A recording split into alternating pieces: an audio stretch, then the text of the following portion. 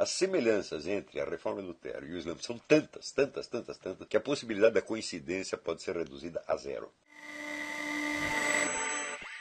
Por exemplo, é preciso ser muito, muito burro para não perceber, por exemplo, na Reforma de Lutero, todos os elementos que ela herdou do Islã. Tem coisas no Lutero que são copiadas literalmente de hadiths. Por exemplo, Lutero permite o divórcio, mas diz que é a coisa que Deus mais odeia. Isto é uma frase de Maomé, copiada. E também a eliminação do clero. Não existe mais clero, todo mundo é clero. A livre interpretação do texto. E assim por diante. Tem uma série de elementos ali que você vê, não é possível que isto tenha aparecido na boca de Lutero por coincidência. É?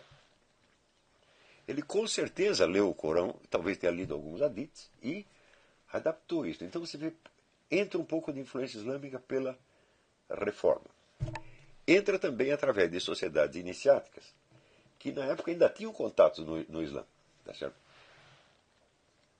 E você vai ver essas marcas islâmicas por todos lados, como aparece muito disso na obra do Miguel Assim Palacios, El Islam Cristianizado. Né?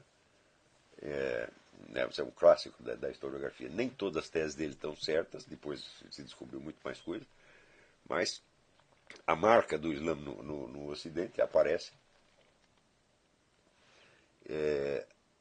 através, vamos dizer, de 1000 fontes que não estão identificadas formalmente ou externamente com o Islã. E, por outro lado, quando vemos toda a formação da ciência moderna, todos os pais fundadores da ciência moderna pertenciam a alguma sociedade iniciática. Né? Sociedades iniciáticas que conservam o simbolismo da natureza, inclusive a maçonaria. Se você ler qualquer coisa sobre o simbolismo do templo maçônico, você vai ver todo o simbolismo da natureza está lá. Tá certo? Com algumas modificações, mas está lá. Do mesmo modo que estava no cristianismo medieval. Então eu digo, olha, quem está nos revendendo o simbolismo natural foram os mesmos que o tomaram de nós. Tá certo? É claro que é difícil você ver alguma intencionalidade constante por trás de um processo que dura séculos. Não é isso? Mas nós não precisamos supor, vamos dizer, uma conspiração que se prolonga ao longo dos anos, porque nós podemos identificar simplesmente certas linhas de continuidade que vêm através da cultura, da impregnação de ideias que estão em circulação e que vêm através, por exemplo, das iniciações. O sujeito que é iniciado numa sociedade esotérica hoje, ele faz o mesmo rito que um sujeito fez 200 anos atrás e, em princípio, ele vai adquirir a mesma estrutura de percepção que o outro, pelo menos parecida. Tá certo? E aí nós temos o seguinte ponto.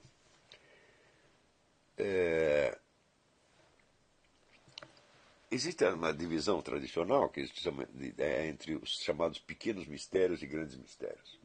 Pequenos mistérios são mistérios da natureza, são forças sutis da natureza e, portanto, também da história, o que também implica a ciência do poder e do governo.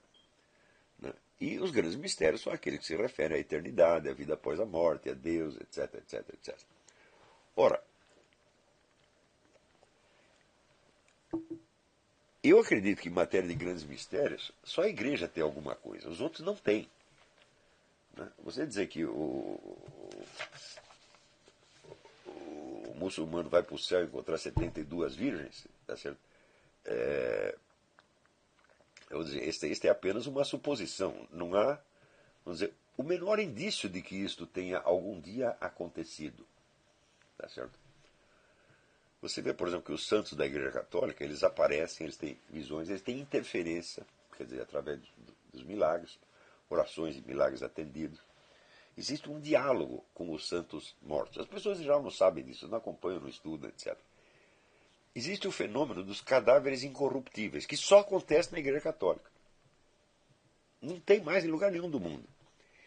E que mostram alguma conexão entre a vida terrestre e o mundo espiritual para além do simbolismo da natureza. Um cadáver que permanece incorruptível ao longo de 5, 10 séculos, ele não é um simbolismo natural. Ele é vamos dizer, uma prova de uma interferência divina, vamos dizer, que não faz parte da natureza. É o que nós chamamos literalmente o sobrenatural.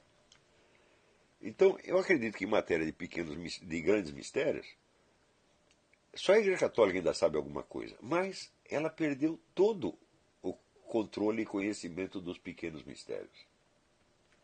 Ora, os pequenos mistérios se referem ao encaixe do homem, do ser humano, na ordem total da natureza, que é, vamos dizer, um intermediário entre o homem e a esfera espiritual. Quer dizer, ninguém salta direto da condição humana terrestre para o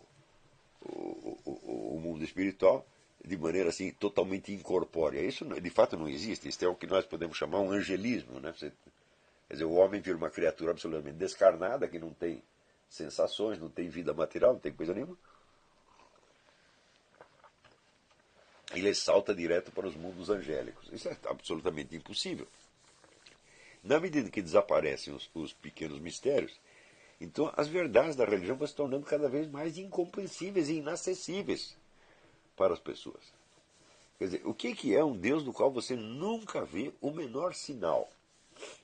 Você não vê no simbolismo da natureza e você não o vê também nos milagres. Então, esse Deus é apenas uma palavra. E o sujeito que está rezando, eles têm toda a razão de ter uma dúvida de se ele está falando com Deus ou falando com ele mesmo. No tempo do Kant, Kant já afirmava textualmente isso, Kant era totalmente contrário à oração. Ele dizia, a oração é inútil, exceto como autodisciplina para o melhoramento moral das pessoas. No mais, é apenas o indivíduo se iludindo e falando com ele mesmo. Eu digo, acredito que a vivência do Kant fosse realmente essa. Por quê? Porque Kant é absolutamente cego para o simbolismo da natureza. E ignora tudo a respeito dos milagres, nos quais ele não acredita. Ele é tão ignorante disso que ele acredita que um milagre é questão de crença. Eu digo, não, meu filho. Crença é a fonte do milagre. Mas não o acontecimento em si. Se Jesus fez o paralítico andar, bom, ou ele andou ou ele não andou. Não é que você acredita que ele andou. Ou o próprio paralítico. O paralítico começou a andar ou apenas acreditou que estava andando? Então, o milagre em si não é nunca uma questão de crença, não é nunca uma questão de fé. Ele é um fato que aconteceu. Tá certo? Você pode até discutir a fonte dele, tá certo? Mas acreditar ou não acreditar que um fato aconteceu não pode ser matéria de fé de maneira alguma. E, graças ao Kant, essa ideia da crença em milagres se tornou uma coisa totalmente desmoralizada. Então você não tem o simbolismo da natureza e não tem os milagres de modo, então sobrou um Deus que é igualzinho ao Deus de Lutero. Outro elemento copiado do Islã, a predestinação. As semelhanças entre a reforma de Lutero e o Islã são tantas, que a possibilidade da coincidência pode ser reduzida a zero. Isso não quer dizer que Lutero fosse muçulmano, ou que tivesse uma simpatia pelo Islã. Mas a impregnação dessas ideias nele é uma coisa muito óbvia. Também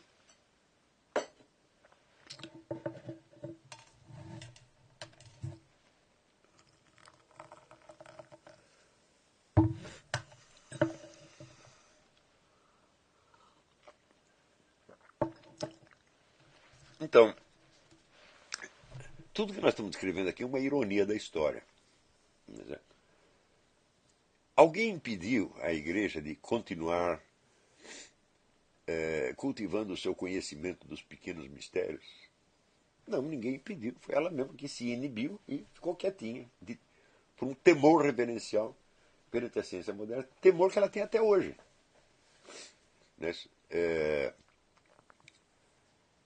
Que começa, evidentemente, cuja primeira manifestação grave foi a discussão em torno do heliocentrismo.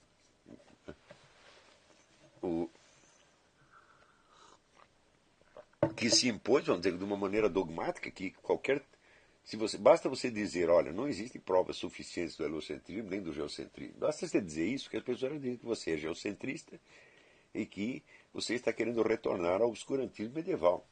absolutamente impressionante. Mas o fato é também o caso de Galileu. Se você lê, em vez de você se guiar por cultura de almanaque ou pelo cinema, você lê a discussão entre Galileu e São Roberto Bellarmine, você vê que São Roberto Bellarmine estava montado na razão, era muito mais científico do que Galileu. Mas isso aí eu sei porque eu li. Agora, quem não lê não sabe, se deixa guiar por estereótipos, por lendas urbanas, sabe? O fenômeno se torna ainda mais grave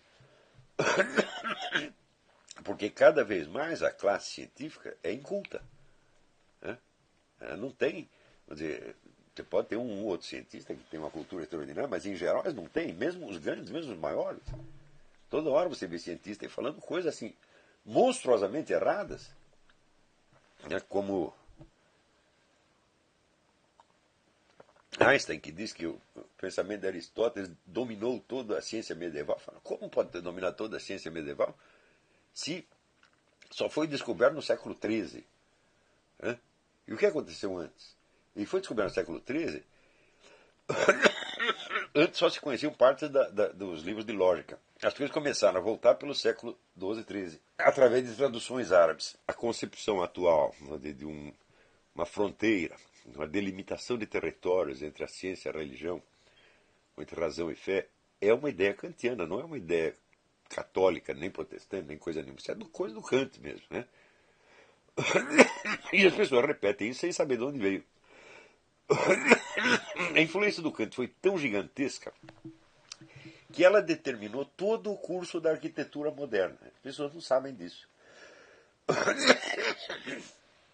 Kant tinha a ideia de que um edifício não deve ter adornos porque ele é construído em vista de uma finalidade.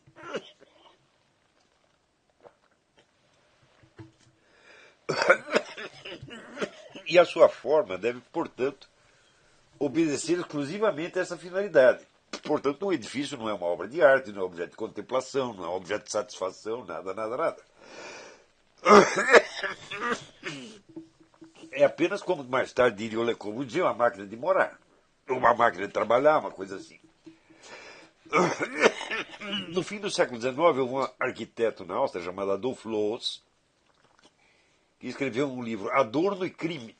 Ele considerava o adorno um crime. E foi ele que inventou esses caixotes, que constituem 80% da arquitetura moderna. Uma tendência que, vamos dizer, no pós-moderno foi bastante atenuada, mas que ainda continua dominante. Então, quando vocês saem na rua, vocês veem Brasília, vocês estão morando num mundo kantiano. E não sabem. Né? Então, daí a absoluta necessidade de uma crítica em profundidade do Kant. Doa a quem doer. Pouco importa se vai doer nos protestantes, se vai doer nos maçons, se vai doer no Radical Party, se vai doer nos neocons. Né? Mas o fato é que, se não nos livrarmos desse incubo kantiano que domina o mundo moderno, nós continuaremos escravos de uma série de mitos que esse homem põe em circulação e que são aceitos justamente porque ninguém sabe que é de origem kantiana. Então, o pessoal se concentra muito no problema do comunismo, de Marx, etc, etc. Ou até Hegel, mas esquece que pode ter tido um cara pior atrás. Feito mais venenoso ainda. Examinando aqui a obra do Kant,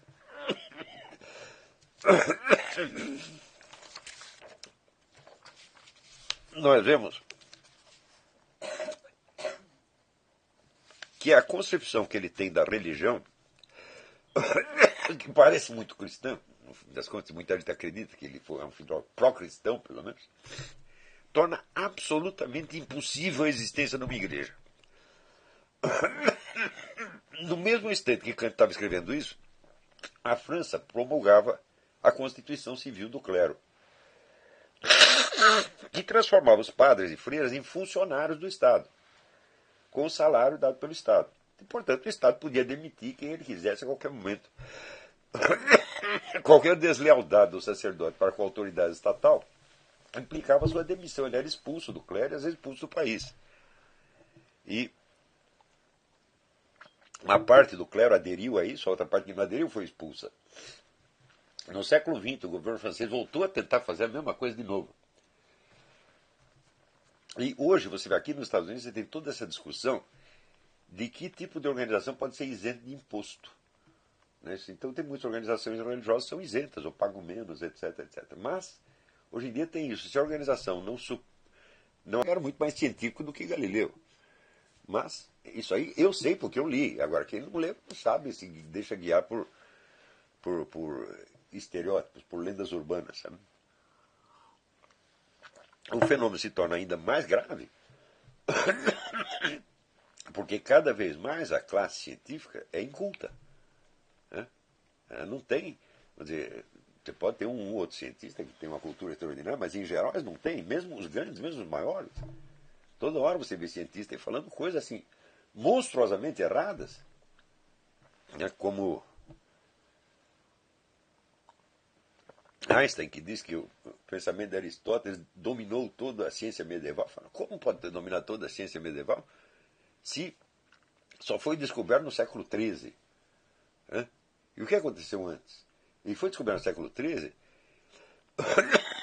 Antes só se conheciam partes dos livros de lógica. As coisas começaram a voltar pelo século XII e XIII, através de traduções árabes. A concepção atual de uma fronteira, uma delimitação de territórios entre a ciência e a religião, entre razão e fé, é uma ideia kantiana, não é uma ideia católica, nem protestante, nem coisa nenhuma. Isso é coisa do Kant mesmo. Né? E as pessoas repetem isso sem saber de onde veio.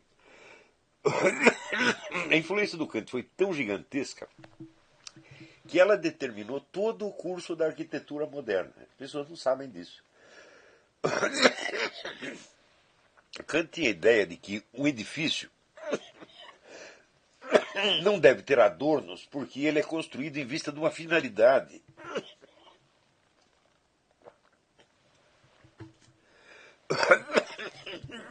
E a sua forma deve, portanto, obedecer exclusivamente a essa finalidade. Portanto, um edifício não é uma obra de arte, não é objeto de contemplação, não é objeto de satisfação, nada, nada, nada.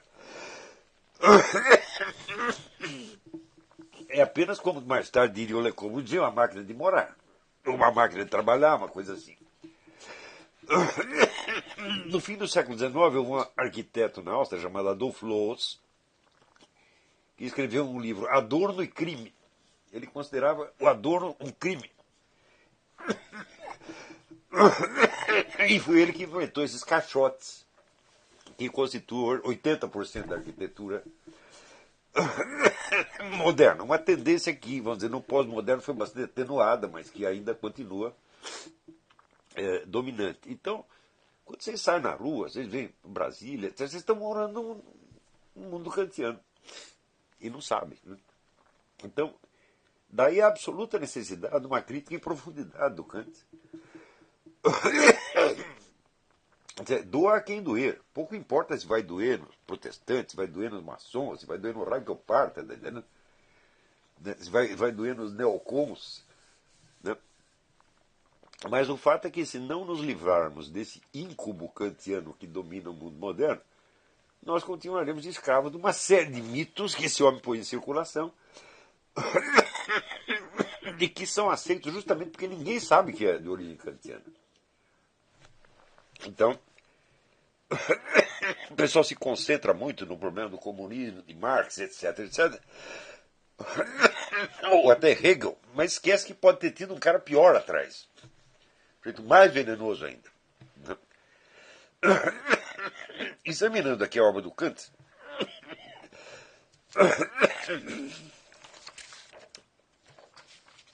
nós vemos que a concepção que ele tem da religião, que parece muito cristã, no fim das contas, muita gente acredita que ele foi um filósofo pró-cristão, pelo menos, torna absolutamente impossível a existência de uma igreja. No mesmo instante que Kant estava escrevendo isso, a França promulgava a Constituição Civil do Clero, que transformava os padres e freiras em funcionários do Estado. com o salário dado pelo Estado. E, portanto, o Estado podia demitir quem ele quisesse a qualquer momento. Qualquer deslealdade do sacerdote para com a autoridade estatal implicava sua demissão. Ele era expulso do clero e às vezes expulso do país. E uma parte do clero aderiu a isso, a outra parte que não aderiu foi expulsa. No século XX, o governo francês voltou a tentar fazer a mesma coisa de novo. E hoje, você vê aqui nos Estados Unidos, você tem toda essa discussão de que tipo de organização pode ser isenta de imposto. Né? Então, tem muitas organizações religiosas que são isentas, ou pagam menos, etc, etc. Mas, hoje em dia tem isso. Se a organização não